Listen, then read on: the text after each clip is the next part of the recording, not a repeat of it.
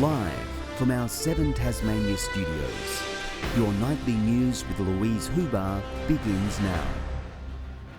Good evening. A plan to sell off one of Tasmania's most prestigious heritage-listed properties has been labelled a desperate and arrogant move by the opposition. But the government and some key stakeholders say repurposing the Treasury building is a good way to place it back into the public's hands.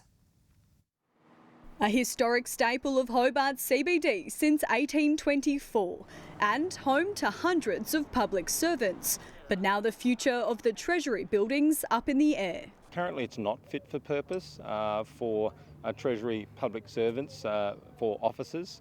We think it can absolutely be delivered in terms of a better use. Tasmania's new Treasurer potentially set to hand it over to a private investor, announcing the state government will be taking expressions of interest from next year.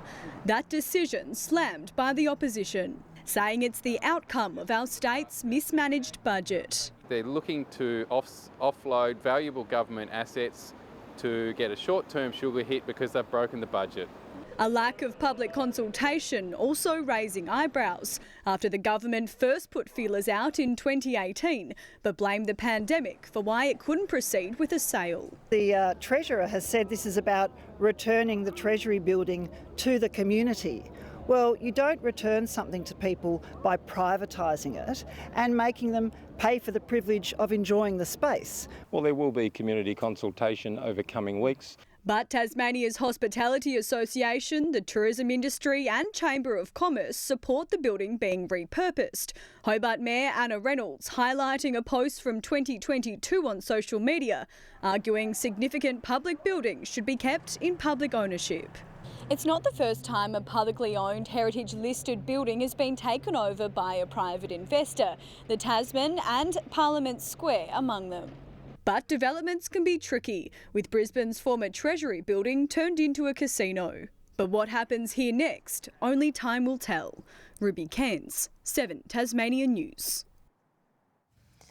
The Jack Jumpers have revealed players and their families have been brutally attacked online amid the club's rocky start to the season.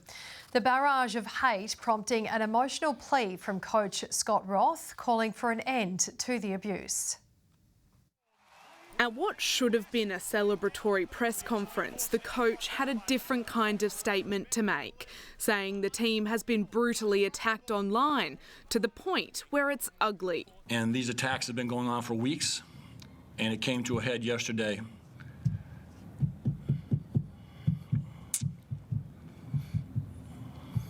We deserve better.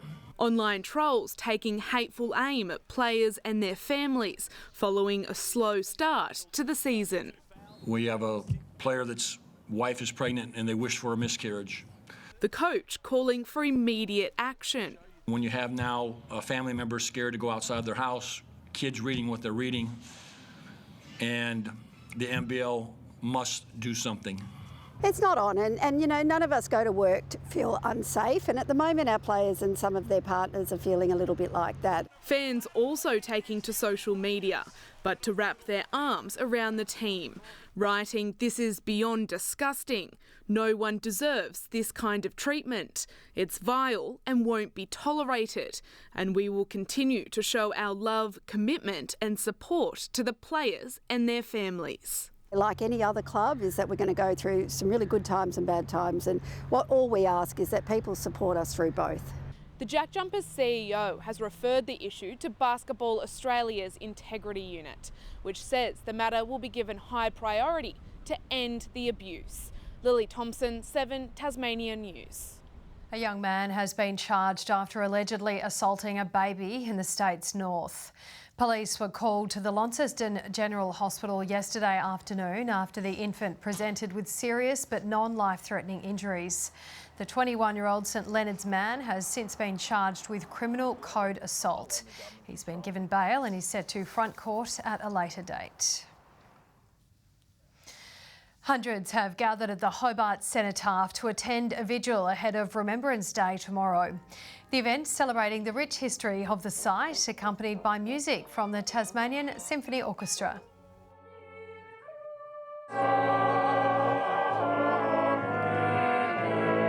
History teaches us many lessons. If we wish to forget those lessons, then we'll make those mistakes again. Last week, the TSO called for a less terrible option for the location of the proposed Macquarie Point Stadium, which is set to be built nearby.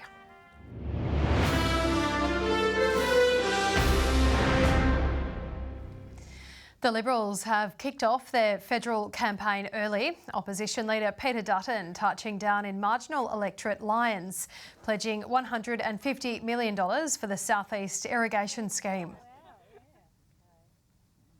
The Prime Minister's happy to fund green projects in inner city Sydney and Melbourne, but has not seen fit in 2.5 years to fund this project. Labor member Brian Mitchell has held the seat by a razor-thin margin for 3 terms and says a revised proposal has been submitted, adding Labor has invested more in water infrastructure in Tasmania than any other state or territory. Roses and irises have stolen the spotlight, emerging as the pick of the bunch at a popular late spring show. The colourful exhibition spoiling attendees for choice as organisers look to the next generation to grow the event's future. The season of flower power in full bloom.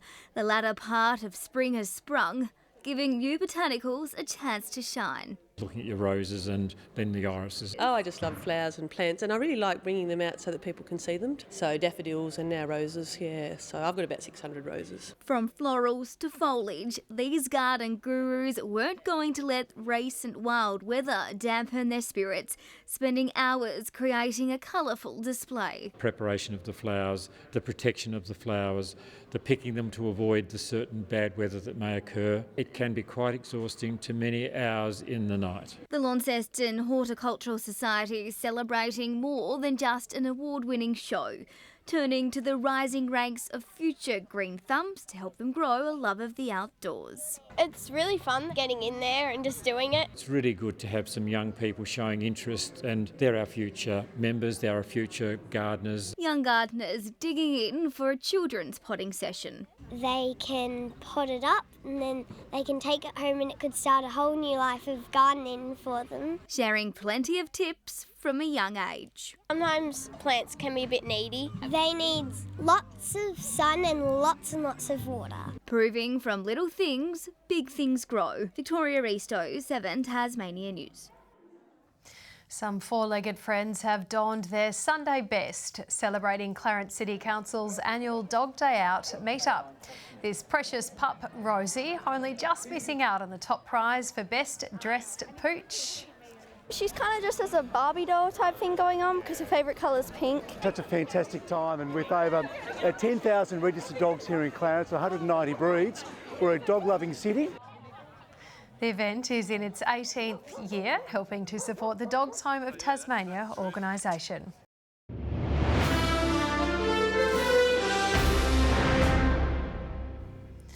If you're stressed about heading back to work in the morning, spare a thought for our grade 11s and 12s, with end-of-year exams beginning tomorrow.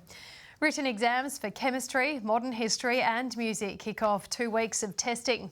Students will get their results back in time for Christmas, with grades released on December 18. After almost 2 years stuck on the sidelines, the Launceston Baseball League is back in full swing. Poor numbers had previously threatened the future of the league, but with participation rates up again, the first ball of the season was pitched this afternoon. Heaps of returning players, but actually a surprising amount of new players as well. People moving to Launceston, even people coming as far as Devonport, just for the love of the game. This year's champions will be crowned at the end of the 14th round.